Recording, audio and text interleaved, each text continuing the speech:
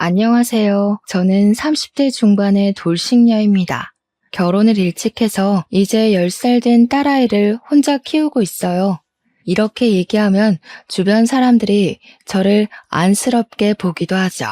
하지만 저는 지금 정서적으로도 경제적으로도 너무 만족스러운 삶을 살고 있어서 주변에서 저를 어떻게 보든 아랑곳하지 않게 되었어요.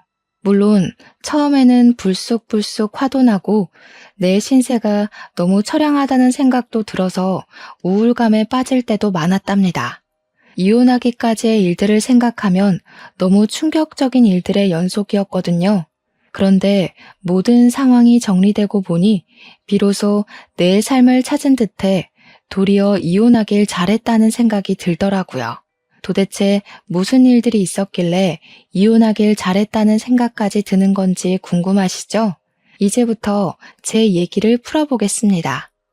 전 남편을 처음 만난 얘기부터 하자면 대학교 시절 신입생 때로 거슬러 가야 할 것 같아요. 고등학교 3년 내내 학교, 학원, 집만 뺑뺑이 돌면서 공부에만 찌들어 살다가 자유분방한 대학생이 되어 모든 게 새롭고 기대에 부풀던 때였습니다. 고등학교 때와는 비교도 안 되는 자유로움에 취해 매일매일이 날아갈 것처럼 좋았는데 그중 가장 기대가 되었던 것은 단연 동아리였답니다. 동아리 활동은 대학 생활의 꽃이라고 하잖아요. 정말 많은 설렘과 기대를 가지고 있어서 여기저기 동아리 홍보하는 곳을 기웃거렸는데 그중 등산 동아리인 산악회가 눈에 들어오더라고요.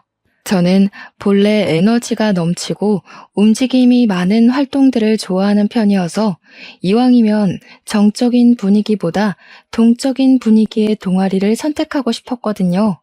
그런데 산악회라니.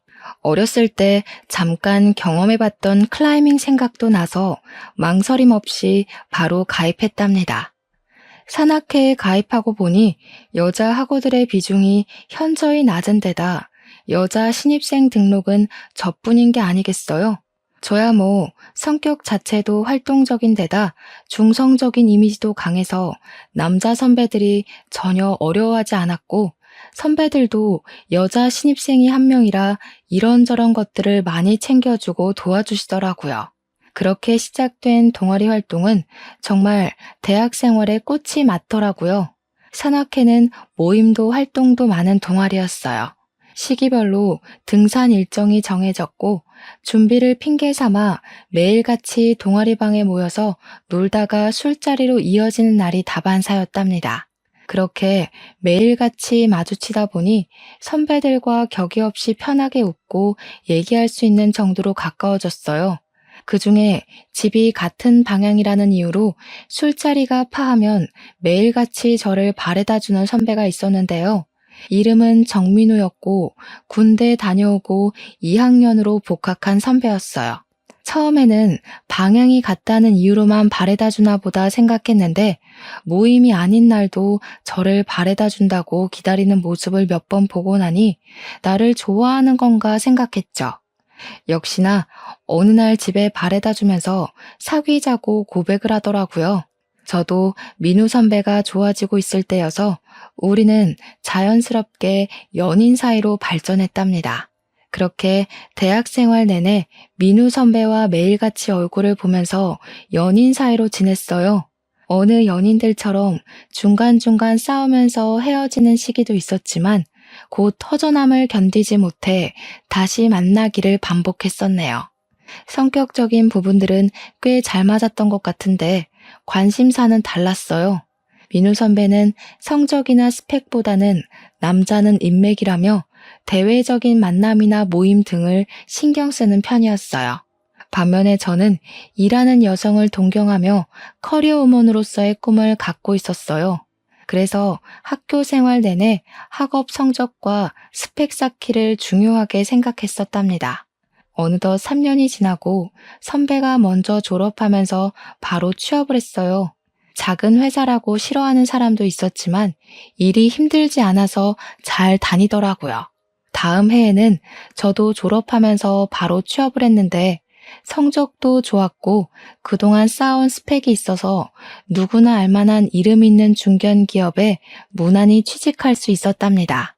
회사 최종 면접 합격 문자를 받고 너무 기뻐서 선배에게 가장 먼저 연락했는데 선배는 떨떠름한 표정으로 너는 취업도 유난스럽게 한다 그러는 거예요. 그러면서 적당한 데 들어가지 그런 이름 있는 기업은 사람을 갖고 논다나 어쨌다나 하면서 말도 안 되는 얘기로 투덜거리는데 선배가 회사에서 안 좋은 일이 있었나 보다 하고 가볍게 생각했었네요. 회사 생활은 너무너무 바빴어요. 그래도 좀 적응이 되고 업무가 익숙해지면서 입사 1년 차가 되었을 때는 회사 생활에 재미가 붙더라고요. 물론 민우 선배와도 만남을 유지하고 있었습니다. 학교 다닐 때만큼은 아니지만 오랜 기간 만나면서 서로에게 너무 익숙해져 있었던 탓에 헤어질 생각도 못하고 그냥 편하게 만났던 것 같아요. 그런데 어느 날부터인가 이상하다 싶을 정도로 피곤하고 졸음이 쏟아지더니 속이 안 좋아서 식사를 거르게 되는 날이 점점 잦아졌어요. 그리고 본래 월경 주기가 일정하지 않아서 혹시나 했는데 임신 테스트기를 해보니 역시나 임신이었답니다.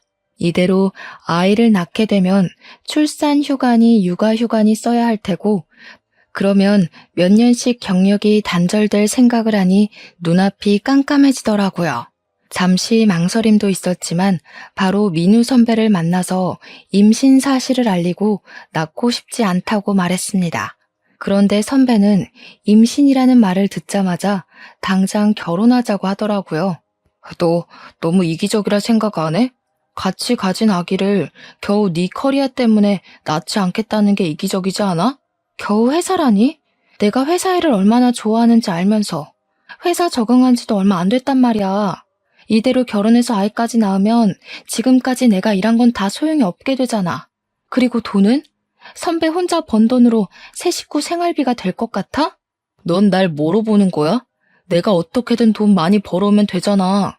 넌 애기 낳고 키우다가 천천히 다시 일하면 되지. 그때가 제 나이 25살이었어요.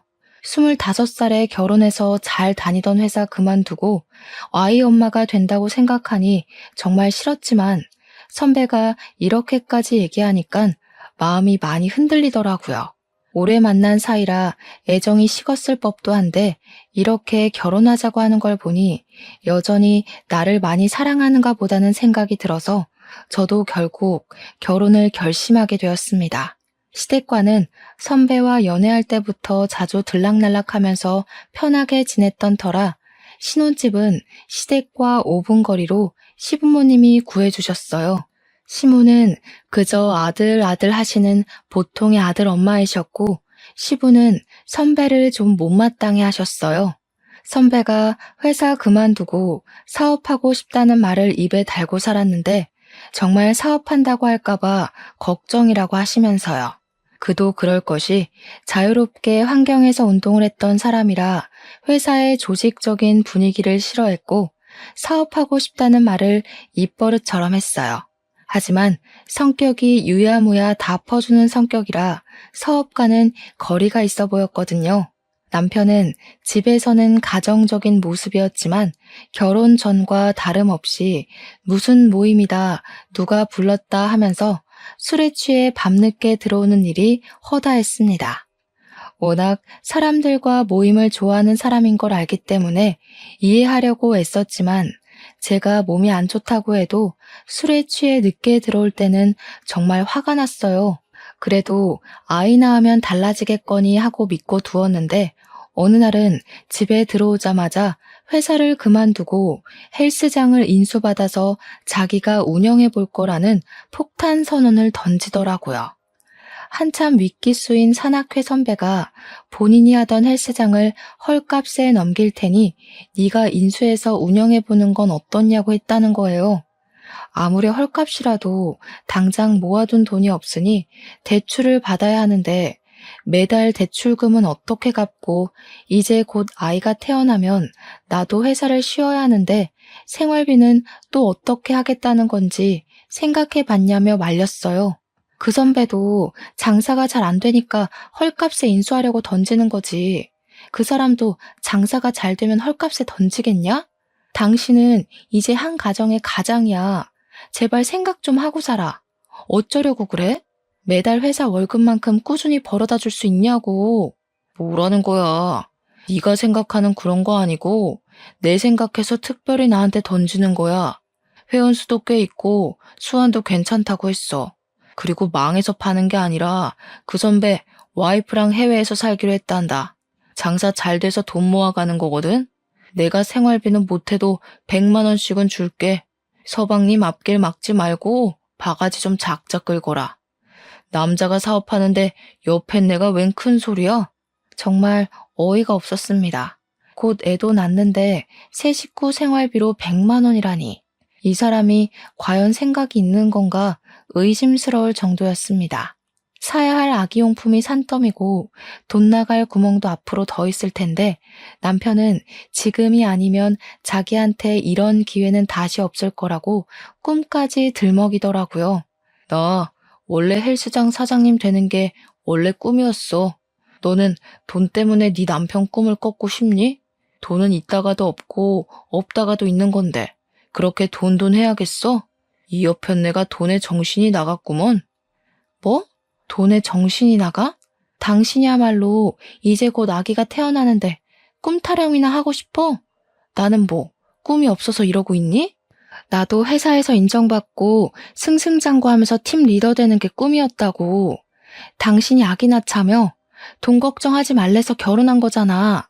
그렇게 왕창 싸우고 너무 어이가 없어서 며칠 동안 남편이랑 말을 끊고 지냈답니다.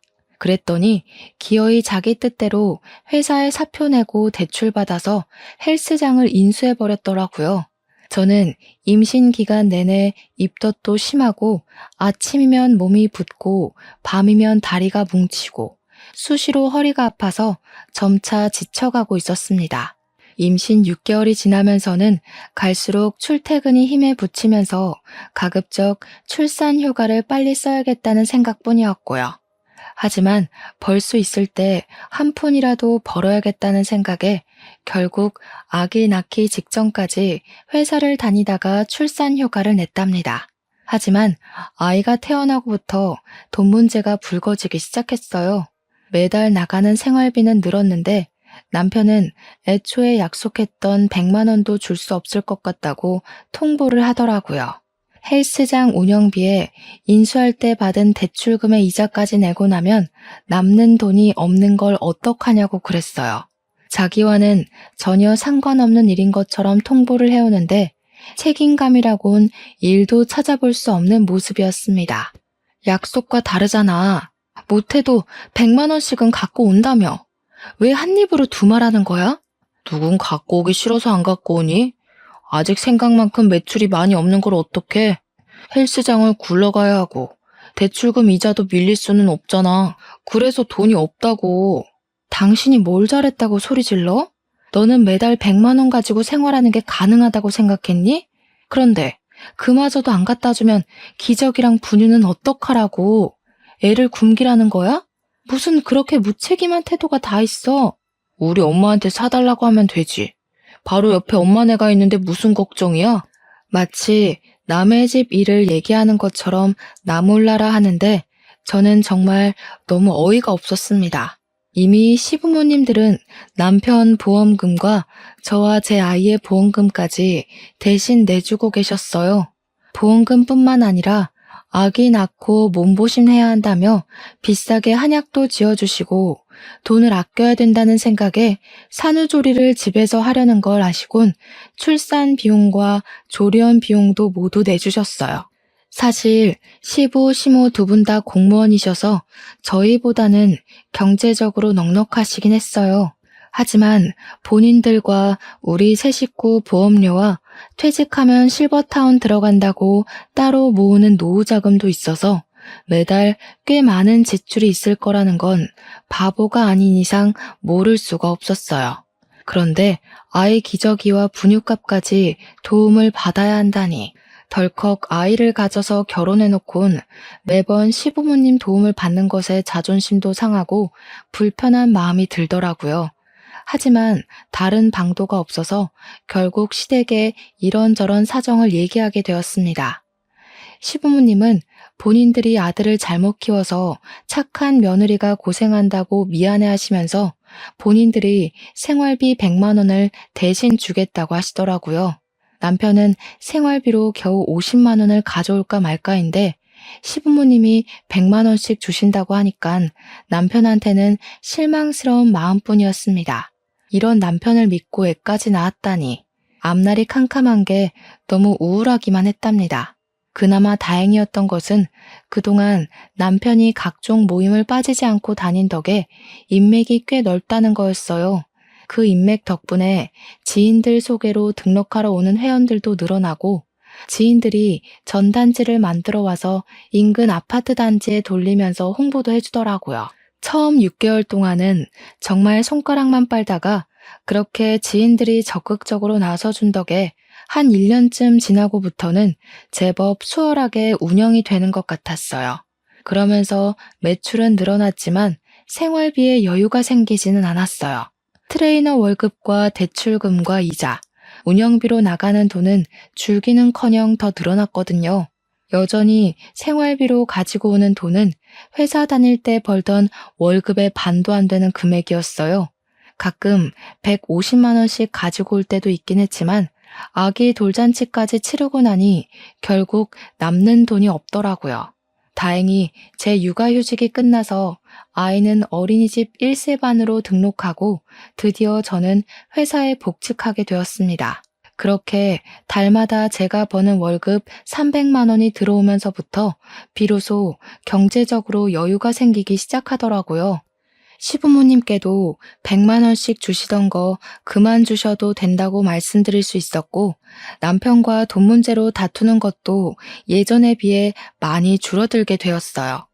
그런데 제가 회사에 복직하고 나서부터 정말 생각지도 못한 새로운 다툼거리가 생겼습니다. 애 키우는 동안은 화장도 잘 안 하고 집에서 입기 편한 옷만 입다 보니 외모에 신경 쓸 틈이 없었는데 회사에 복직하고부터는 결혼하기 전처럼 화장도 하고 복장도 갖춰 입으면서 외모를 가꾸게 되었어요. 그렇다 해도 품위 유지 정도였지 과하게 꾸미거나 했던 것은 아니었는데 남편이 슬슬 꼬투리를 잡기 시작하더라고요. 택배 보니까 또 네 옷이더라? 무슨 옷을 자꾸 사냐? 받쳐 입을 흰 셔츠가 마땅한 게 없어서 비싼 거 산 것도 아닌데 뭘 그래. 그냥 아무 티나 입고 다니면 되지. 꼭 흰 셔츠가 있어야 돼? 왜? 회사에 누구 잘 보일 사람이라도 있나 보지? 애엄마면 애엄마답게 입고 다니라고. 바람난 여자처럼 하지 말고. 이렇게 말도 안 되는 억지를 부리는 남편이 어이없었지만 애 키울 때 핀잔 듣는 것과는 다르게 기분이 막 나쁘진 않아서 그냥 그러려니 넘어갔어요. 그런데 문제가 그런 다툼 몇 번으로 끝나지 않더라고요.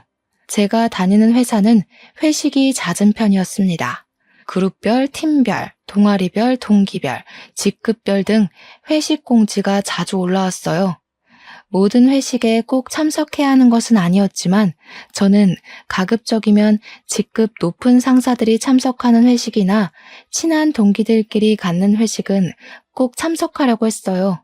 진급에 대한 희망을 갖고 있었기 때문에 직급이 높은 상사들한테 일 잘하고 적극적인 직원으로 인정받고 싶었거든요. 제가 회사를 다닌다고 했을 때부터 아이는 시부모님들이 봐주시기로 했기 때문에 그 부분도 걱정이 없었고요. 문제는 남편이었습니다. 제가 회식이 있다고 하면 헬스장에서 일을 하고 있다가도 30분 단위로 전화를 하면서 아직도 술 마시냐고 타박이었습니다. 오늘 또 회식이야? 너 회식 때문에 회사 가냐? 무슨 여자가 허구한 날 회식이라고 술만 마시고 다녀?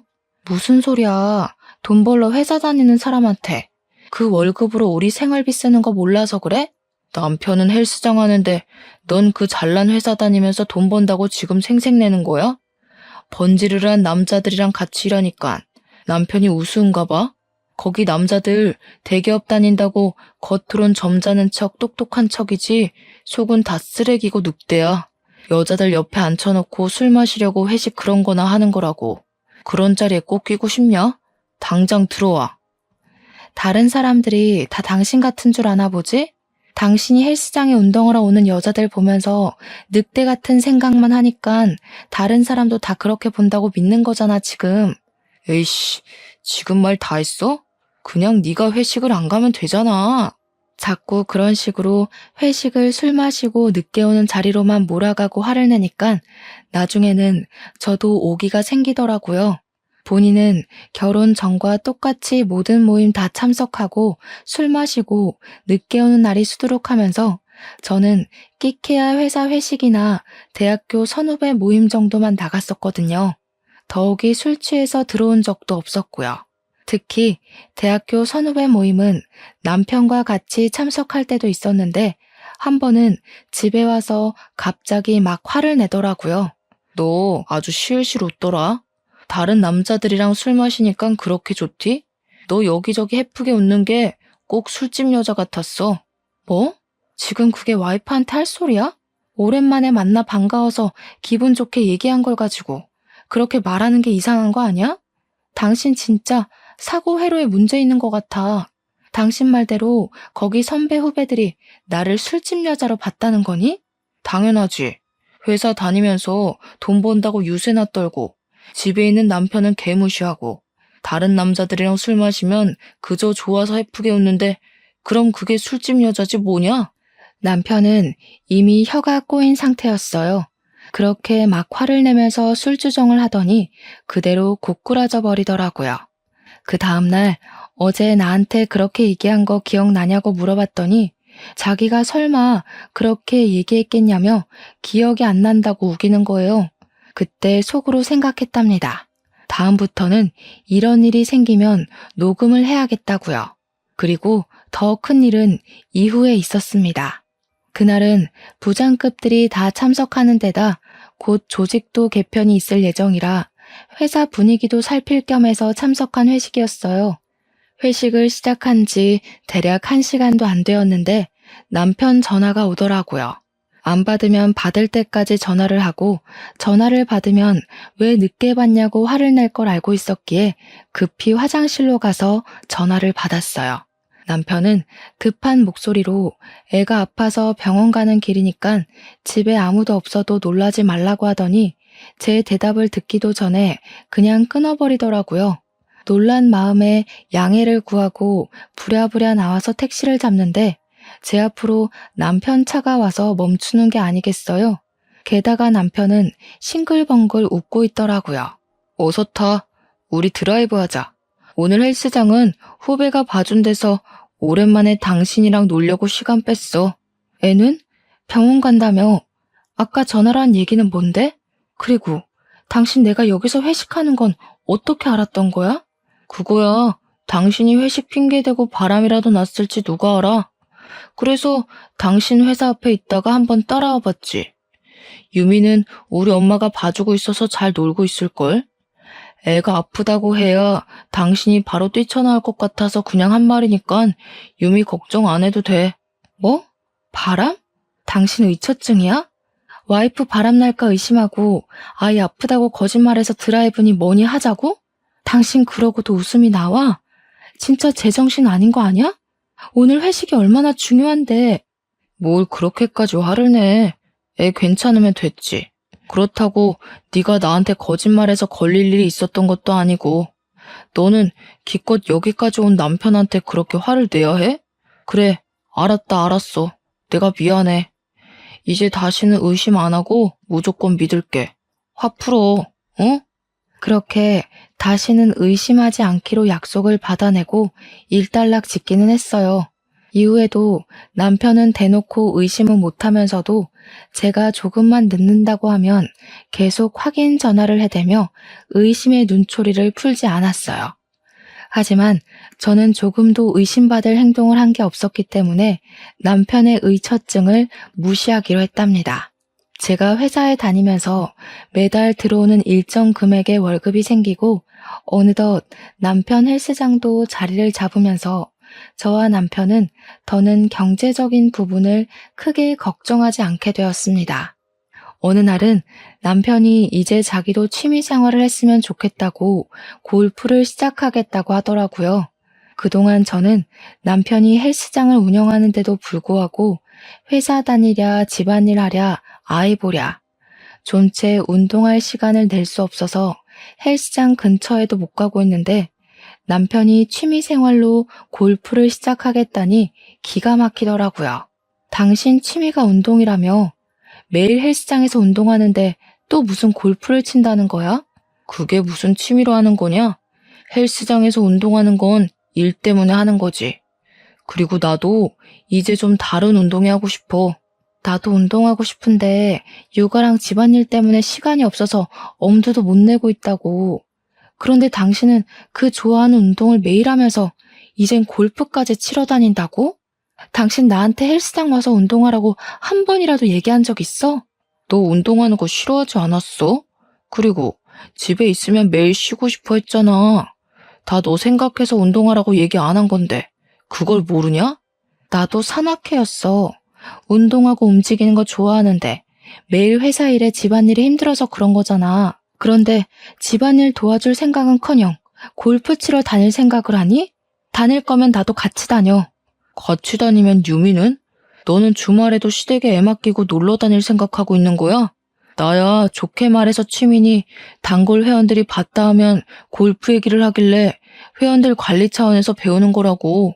그렇잖아도 온갖 모임이니 약속이니 바깥 일정이 많던 사람이었는데 이제는 골프를 핑계로 쉬는 날도 없이 매일 나가더니 언제부터는 주말마다 1박 2일로 골프 여행을 간다는 거예요. 단골 회원들이 주말마다 리조트로 골프 치러 가자고 했다길래 그럼 나도 애 데리고 따라가서 좀 쉬고 오면 좋겠다고 했죠. 그런데 남편은 펄쩍 뛰면서 비즈니스로 가는 건데 너는 그런 자리에 애 데리고 껴야겠냐고 남편 일망치는 여자라고 하더라고요. 헬스장 운영하면서 단골 회원들과 친분을 쌓는 것도 필요한 일인 것 같아서 결국 이해하고 갔다 오라고 했습니다. 그렇게 살림과 육아는 평일 주말 가릴 것 없이 온전히 제 몫이 되어버렸어요. 더욱이 주말은 남편의 외박으로 정말 철저하게 독박 육아 신세가 되었답니다. 어느 날 회사 친한 동생이 남편 헬스장 있는 동네로 이사했다고 거기 헬스장 등록하는데 같이 가달라고 하더라고요. 남편한테는 굳이 연락 안 하고 퇴근길에 같이 헬스장을 들렸거든요. 그런데 남편이 보이지 않아서 뭐 잠깐 나갔겠거니 생각하고 커피나 마시고 올 겸 동생과 1층으로 내려갔어요. 1층에 바로 주차장이 있어서 주차된 차들 사이를 가로질러 지나가는데 남편 차가 눈에 보이더라고요. 차 안이 잘 보이는 상태는 아니었는데 여자 육감이란 게 뭔지 저도 모르게 남편 차 쪽으로 다가갔어요. 그런데 남편이 차 안에서 어떤 여자와 입을 맞추고 있는 게 아니겠어요? 얼마나 열정적으로 하고 있는지 제가 차 안을 들여다보는 줄도 모르더라고요. 너무 놀라서 다른 차 사이로 몸을 숨겼는데 마침 어린 여자애와 남편이 차에서 내리더라고요.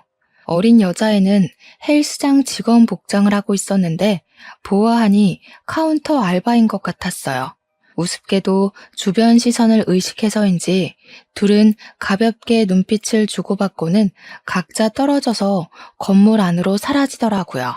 옆에 있던 친한 동생도 내가 당황하는 걸 보더니 바로 눈치채고 배고픈데 밥이나 먹자고 해서 그날은 헬스장에 다시 올라가지 않았어요. 분명 저 어린 아르바이트생과 바람이 났는데 증거도 없이 무작정 실토하라고 할 수는 없어서 요리조리 고민하고 알아보다가 소형 녹음기를 설치하기로 했습니다. 조수석 쪽에 눈치채지 못하도록 소형 녹음기를 두었다가 3일 뒤쯤 들어보았는데 역시나 그 어린 아르바이트생과 오빠 자기야 하면서 얘기하는데 누가 들어도 연인들의 대화가 들렸어요. 앳돼 보여서 어린 줄만 알았는데 대화를 들어보니 그 여자애도 남편이 있더라고요.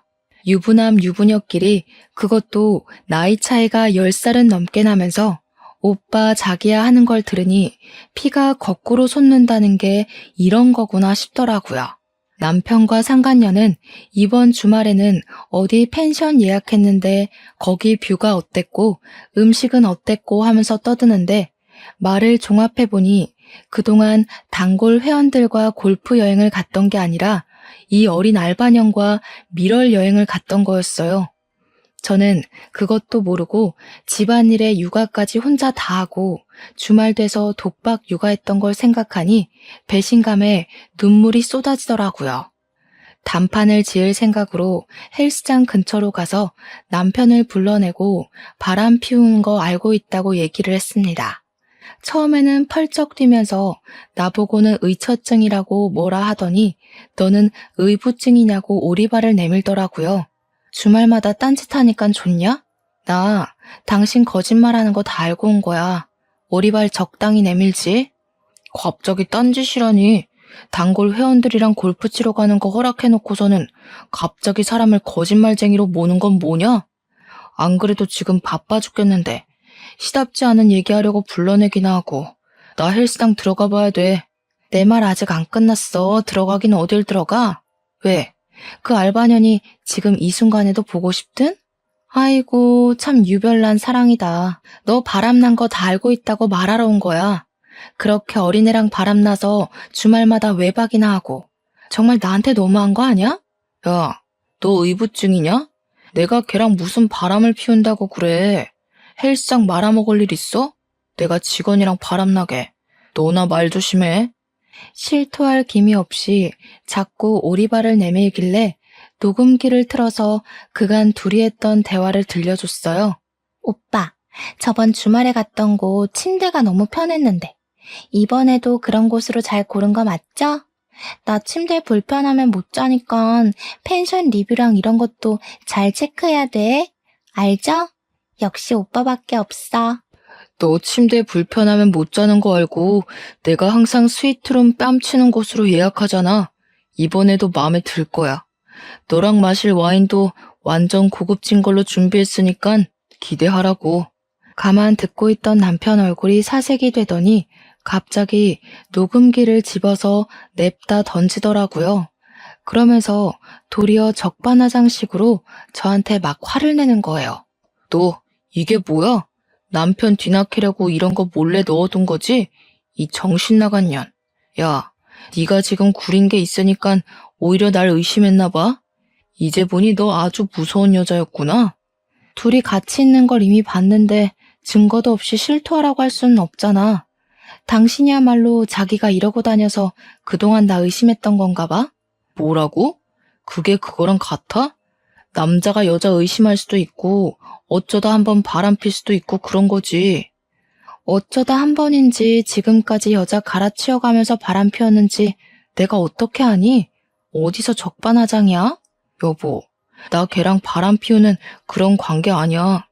걔가 어린 나이에 너무 일찍 결혼하고 남편은 뭔 공부를 한다나 그래서 걔가 그렇게 알바 뛰면서 뒷바라지 한다길래 기특해 보였어.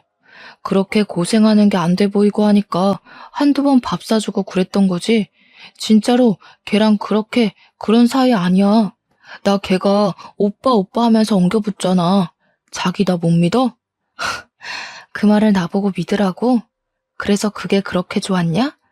당신 헬스장 잘 되는 일이라면 내가 다 이해하고 참고 넘어갔는데 당신은 고마운 줄도 모르고 그따위 짓이나 하고 다닌 거야? 은혜도 모르는 등신 같은 놈. 이렇게까지 배은망덕할 줄 몰랐다. 뭐? 왜 내가 너한테 고마워해야 되는데? 그렇게 이해를 잘했으면 이 일도 헬스장 잘 되는 일이라 이해하고 넘어가주면 되겠네. 돈 번다고 생색내기만 했으면서 뭘 이해하고 뭘 참았다는 건지. 그렇게 억울하면 너도 다른 사람 만나서 즐기든가. 너도 나 몰래 딴짓하고 다녔을 거 아냐? 나는 네가 회사 간다고 하면서 치장할 때부터 알아봤어. 지금 나보고 맞바람이라도 피라는 거야? 난 그동안 회사 다니고 매달 또박또박 월급 받고 유미 잘 키울 생각만 하고 살았다고. 남편이 바람난 줄도 모르고 바보 등신같이 혼자 일하고 살림하고 유미 케어도 내가 혼자 다 하면서 속 터져. 너는 뭐든지 생색내야 직성이 풀리지. 그래 너 잘났다 잘났어. 증거 잡아서 아주 신이 나셨네. 이런 적반하장이 어디 있을까 싶었지만 딸아이 생각해서라도 생각할 시간을 좀 가져야 할 것 같아서 일단 알바년과 헤어지라고 했습니다. 그랬더니 하는 말이 더 가관이더라고요. 어차피 알게 된 거 이번 주말에 여행만 갔다 오고 헤어질게. 펜션 예약한 거 취소 못한다고. 얼마나 비싸게 예약한 펜션인데. 내가 다른 여자랑 가려고 잡은 펜션인데 당신이 갈 것도 아니잖아. 어쨌든 헤어지기만 하면 되는 거 아니냐고. 한 번은 좀 이해해주라. 나도 당신 딴 남자 만나 즐기는 거 한 번은 이해해줄게. 너도 만날 수 있으면 한번 만나보든가. 그래? 나라고 못 즐길 것 같아? 알겠어. 나도 다른 사람 만나서 앞으로 즐기면서 살 거니까 신경 쓰지 마. 말은 그렇게 했지만 누굴 만나서 즐기고 싶다는 마음은 전혀 들지 않았어요. 더욱 기가 막혔던 것은 화나서 그냥 한 말인 줄 알았는데 주말에 정말 그 알바년이랑 여행을 갔다는 거예요. 더는 참을 수가 없었습니다. 그래서 그 다음날 상간녀가 퇴근하는 시간에 맞춰 헬스장 앞에 숨어 있다가 상간녀를 따라가 집을 알아두었어요. 그리고 다음날에 다시 상간녀 집 앞으로 갔어요. 잠시 앞에 있었던 그 집에서 어느 남자가 책이 많이 든 것처럼 무거워 보이는 가방을 메고 나오더라고요. 머리는 자연스레 헝클어져 있고 무릎이 튀어나온 운동복을 입은 채 터벅터벅 걷는 모양새가 영락없는 고시생 같아 보였습니다. 집 앞에서 바로 아는 체를 할 수가 없어서 좀 따라가다가 버스 정류장에서 말을 붙여보았어요. 당신 아내가 일하는 헬스장 사장 아내 되는 사람인데 내 남편과 당신 아내가 바람 피운다고. 직설적으로 얘기했더니 처음에는 저를 정신 나간 여자 보듯이 보는 것 같았어요. 안녕하세요. 저는 이지은이라고 합니다. 당신 아내가 일하고 있는 헬스장의 사장 와이프 되는 사람입니다. 제 아내가 어디 카운터 알바 일을 한다고는 했는데 헬스장인지는 잘 모르겠네요. 그런데 저한테 무슨 볼일이시죠? 단도직입적으로 말씀드릴게요. 제 남편과 당신 아내가 바람이 났어요. 녹음 파일부터 들어보시는 건 어떠세요? 상간녀의 남편은 당황하는 기색을 보이더니 카페로 자리를 옮겨 이야기하자고 했습니다. 그리고 자리에 앉자마자 녹음본을 들려줬어요. 상간녀의 남편의 얼굴빛이 점점 안 좋아지더라고요. 제 아내 목소리가 맞네요. 이 여자 전에도 바람 피운 걸 저한테 걸려서 제가 눈 딱 감고 용서해 준 적이 있었어요. 어쩐지 며칠간 친구 집에서 자고 온다 했더니 전부 거짓말이었나 보군요. 아무튼 그래서 당신은 어떡하실 생각이죠? 저는 이미 남편한테 너무 실망을 해서 이혼 생각 중이에요. 그런데 생각하면 할수록 너무 억울하고 화가 나서요. 그런데 당신도 당신 아내한테 실망이 이만저만이 아니실 것 같은데 굉장히 평안해 보이세요. 사실 이런 일이 또 일어날까 싶어서 예전부터 생각해 두었던 계획이 있었습니다. 맞바람을 피는 거죠. 제 아내도 저와 똑같은 기분을 느끼게 하고 싶었거든요. 우리 둘이 만나는 모습을 보이면 둘이 불같이 화내지 않을까요?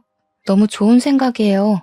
저도 제 남편에게 똑같은 기분을 느껴보라고 하고 싶었거든요. 혹시라도 나중에 이혼할 때 역으로 당할 수도 있겠다는 생각에 상간녀 남편과 차분히 계획을 세우고 CCTV로 증명이 되는 호텔을 찾아 미리 예약하고 그날 밤에 다시 만났습니다. 그리고 침대에서 둘이 다정이 있는 듯한 사진을 찍어서 각자 배우자한테 보냈더니 사진을 보내고 몇 분 안 돼서 남편한테 전화가 오더라고요. 너 이게 뭐야? 정신 나갔어? 야, 너 지금 어떤 새끼랑 있는 거야? 네가 아주 술집 여자처럼 되고 싶어서 발악을 하는구나. 네가 나도 다른 사람 만나서 즐기고 살라며. 당신이 바람 피우는 건 괜찮고 내가 그러면 술집 여자냐? 여자랑 남자가 같아? 같냐고. 그것도 애 엄마가 남편 보란 듯이 다른 남자랑 그렇게 뒹굴 생각을 해? 남편이 불그락 푸르락 화를 내는 걸 보니 그렇게 통쾌할 수가 없더라고요. 상간녀 남편도 옆에서 상간녀와 통화를 하는데 굉장히 매몰차고 냉소적으로 나도 바람 피울 수 있지만 당신 존중하고 사랑해서 안았던 건데 지금 기분이 어떠냐고 묻더라고요. 그렇게 서로의 배우자와 통화를 마치고 각자 헤어져서는 저는 다른 호텔로 가서 하룻밤을 보내고 다음날 아침에 집으로 들어갔어요.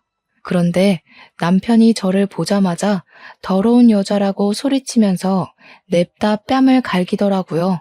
그래서 저도 보란 듯이 남편 뺨을 한 대 갈겼는데 그때부터 남편은 미치광이가 되어서 저를 사정없이 패기 시작하는 거예요. 평소 운동이 취미인 근육질 남자가 인정사정 없이 주먹질을 날리는데 도저히 피할 도리 없이 속수무책으로 맞기만 했어요.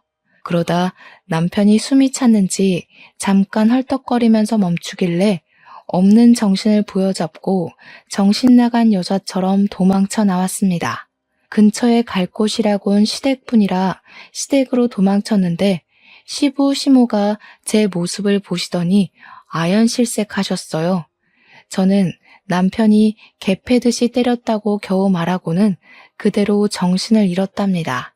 결국 구급차를 부르고 난리가 아니었다고 했어요.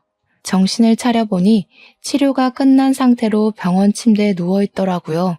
그 상황이 너무 기가 막혀서 눈물조차도 나오지 않았습니다. 그 일을 계기로 시부모님이 모든 사실을 알게 되셨어요. 제가 폭행당한 모습을 보신 시부모님은 차마 이혼을 말리지도 못하고 그저 우리가 아들을 잘못 키워서 미안하다고만 하셨어요.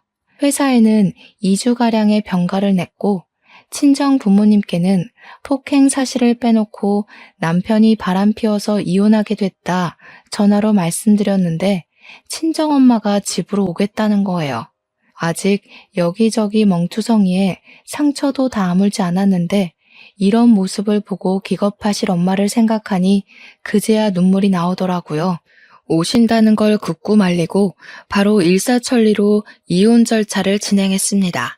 모든 유책 사유가 남편한테 있었기 때문에 위자료의 양육권과 양육비까지 넉넉하게 받아서 이혼 서류에 도장을 찍을 수 있었어요. 그렇게 이혼 절차가 마무리되었지만 그날 폭력당한 기억이 쉽게 잊히지는 않았습니다. 억울하고 분한 마음에 불면증도 생기고 모든 생활이 엉망이 되면서 이대로는 안 되겠다 싶은 생각이 들더라고요. 그래서 두어 달 뒤 사람들이 가장 많이 운동하는 피크타임의 헬스장을 찾아갔습니다. 전 남편이 운동하는 사람들을 봐주다가 저를 보고는 눈이 휘둥그레져서 다가오려고 하더라고요. 저는 곧장 머리를 감싸쥐고 주저앉은 채 벌벌 떨면서 큰 소리로 울기 시작했습니다. 때리지 마세요. 때리지 마세요. 제발 때리지 마세요. 당신이 바람 피워서 그래서 그런 거였다고요. 야, 너 지금 여기서 뭐 하는 거야? 다 끝난 일 가지고 여기서 왜 이러는 건데? 여기 헬스장이라고, 내가 일하는 헬스장. 때리지 마세요. 때리지 마세요. 밤마다 당신이 꿈에 나와서 그날처럼 나를 때리고 짓밟고 있어요. 매일 밤마다 그날의 악몽을 꾼다고요. 제발 때리지 마세요. 제가 이렇게 빌게요. 제발요. 전 남편은 어쩔 줄 몰라 하며 말리기 위해 서둘러 다가오는데 옆에서 운동하다가 이 상황을 그대로 보고 있던 건장한 남자 두어 명이 남편 앞을 막아서더라고요. 그리고 위협적인 자세를 취하며 저를 때리지 못하게 막아주었습니다. 아니, 오해예요, 오해. 지금 저 여자가 쇼하는 거라고요. 나 물 먹이려고 쇼하는 거잖아요, 지금. 제발 때리지만 마세요. 제가 하란 대로 다 할게요. 당신이 때리고 나면 숨쉬기가 힘들어요. 이렇게 부탁해요. 다른 운동하던 사람들도 웬 여자가 갑자기 때리지 말라면서 큰 소리로 울고 불고 애원하니까 무슨 일인가 싶어 관심을 보이다가 상황 파악이 되면서부터는 전 남편을 향해 욕을 하더라고요. 그렇게 헬스장 회원들에게 전 남편은 아내에게 폭력을 행사한 파렴치한이 되어버렸어요. 거기다 전에 헬스장 운영했던 선배가 학교 동문회에도 전 남편 얘기를 한 모양이더라고요. 아는 선배와 후배들한테서 괜찮냐고 묻는 안부 연락이 몇 차례 와서 알게 되었네요. 헬스장은 바람 피운 폭력 남편이 사장이라는 소문이 퍼지면서 있던 회원들도 다 떨어져 나가고 결국 빚만 떠안고 문을 닫았다고 들었어요. 학교 선후배 사이에서도 남편은 상종 못할 인간으로 낙인이 찍혀서 그 많던 인맥이 다 끊어져 버렸다고 해요.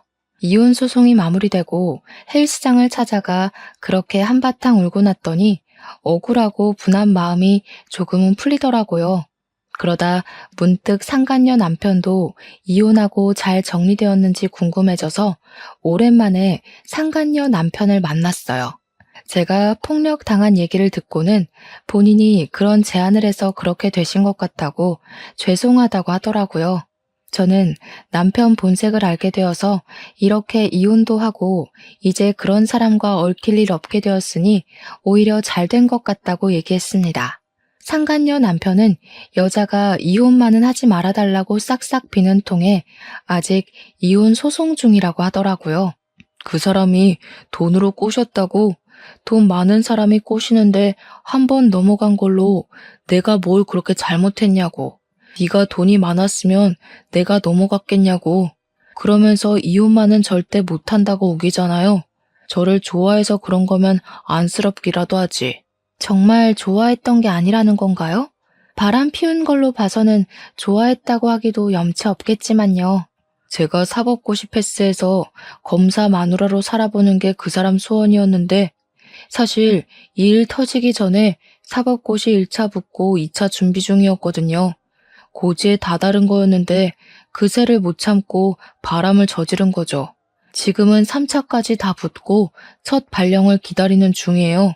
이번에도 제가 못나서 바람 피운 거라 고집부리더니 그동안 자기가 내조 잘해서 제가 합격한 거라고 큰소리치더라고요. 그때 정말 오만정이 다 떨어졌습니다. 어머, 그래도 정말 잘 되셨네요. 축하드려요. 앞으로 승승장구하실 일만 남으셨네요. 축하해 주셔서 감사합니다. 혹시 전 남편 소식은 들으셨나요? 전 남편분이 저희 집을 몇 번 찾아와서 집사람한테 매달렸던 모양인데 아내가 스토커로 신고했더라고요. 그날 경찰 출동하고 아유 난리가 아니었답니다. 이번 폭행 사건이 소문나서 헬스장 망하고 문 닫았다고는 들었는데 그런 일이 있었군요. 결국 이혼당하고 상간녀한테 차이고 스토커로 신고까지 당하다니 역시 다른 사람 고통 준 만큼 자기도 벌을 받네요. 저희가 비록 이런 일들을 겪었지만 앞으로는 잘 될 거라고 생각해요. 저도 곧 회사에서 진급할 것 같거든요. 정말 잘 됐네요. 진급하신다니 축하드려요. 지은 씨도 앞으로 더 잘 되실 겁니다. 우리는 그렇게 이야기를 나누고 앞으로 더 잘 될 거라고 격려해주면서 헤어졌답니다. 어느 날 전 시모에게서 연락이 왔어요. 딱 한 번만 만나달라고 하시는데 거절할 수가 없겠는 거예요. 그래도 전 시부모님들은 저에게 참 잘해주셨고 이혼할 때도 저한테 많이 미안해 하셨거든요. 너는 아주 얼굴이 확 폈구나. 민우는 요즘 고시원에서 지내는데 너는 혼자 편히 지내서 좋으냐? 그렇게 우리 아들 인생 골로 보내버리니까 좋아? 어쩜 이렇게 매몰찰 수가 있냐? 남자가 한번 바람 피운 걸로 이사다를 만들어놔? 내 아들만 이게 무슨 고생이니? 민우 씨가 고시원에서 지내든 노숙을 하든 이제 저와는 상관없잖아요. 그리고 이런 사다를 만든 건 제가 아니라 민우 씨예요. 네 말 무슨 말인지 안다 알아. 그래도 유미 아빠고 10년을 같이 살았던 사람이잖니? 자기도 반성 많이 했을 거다. 내가 단단히 일러두기도 했고 민우 걔가 내 말을 얼마나 잘 듣는데 이제 다시는 지나가는 여자도 쳐다보지 않겠다더라. 너한테 그런 건 너무 화나서 자기도 모르게 그랬다고. 앞으로 이제는 다시는 안 그런다고 내 각오를 단단히 받아왔으니 이제 좀 마음 풀고 민우 좀 한번 만나봐라. 너랑 이혼하고 완전 페인처럼 살고 있어. 아가. 네? 제가 민우 씨를 왜 만나야 하죠? 설마 민우 씨랑 다시 합치라는 얘기신가요? 제가 어떻게 맞았는지 다 보셨잖아요. 그래놓고 뻔뻔하게 찾아와서 다시 만나라고요? 그리고 제가 왜 아가예요? 저 이혼했어요. 그거야 이제 지나간 일이잖니. 네가 민호와 다시 합친다고 하면 네 시아버지도 마음 풀고 다시 받아줄 거다. 그동안 같이 산 세월이 있는데 그만한 일로 애 이만큼 힘들었으면 됐지. 그리고 네가 싫다고 유미 아빠 없이 키울 거니? 애 엄마가 돼서 자식 생각도 해야지. 유미 생각해서라도 합치는 게 맞는다고 본다 난. 얼른 민우랑 재혼해라. 어머님, 그만한 일이라뇨? 그리고 그런 아빠는 차라리 없는 게 나아요. 다시는 저 찾아올 생각하지도 마세요. 민우 씨나 당신이나 정말 상종을 못할 인간들이었어. 그리고 이제 저한테 당신은 그냥 아줌마예요. 그렇게 자리를 박차고 나오는데 이런 사람인 줄을 모르고 10년을 정주고 살았다는 게 억울하면서도 이제 정말 끝이라는 생각에 홀가분하더라고요. 그 이후로 이 이혼하길 정말 잘했다는 생각을 늘 하면서 지낸답니다. 지금은 작은 아파트 하나 얻어서 딸아이와 둘이 오붓하게 살고 있어요. 다니는 회사가 복지 혜택이 좋은 곳인데다 능력을 인정받아 승진도 하고 연봉도 오르면서 경제적으로도 여유가 생기다 보니 혼자 아이를 키우는데도 힘든 상황들은 거의 없답니다. 딸아이도 10살이 넘어서부터는 제법 의젓하게 저를 이해하고 도와주려고 해서 마음의 안정을 찾는데도 큰 의지가 되어 주었고요. 요즘은 회사 일을 마치고 집에 들어가서 딸아이와 도란도란 시간을 보내다 보면 이런 게 행복이구나 싶고 비로소 제 자신을 찾은 듯해서 매일매일이 만족스럽답니다. 아무튼 파란만장했던 저의 이혼 스토리 들어주셔서 감사합니다. 행복한 하루 되세요.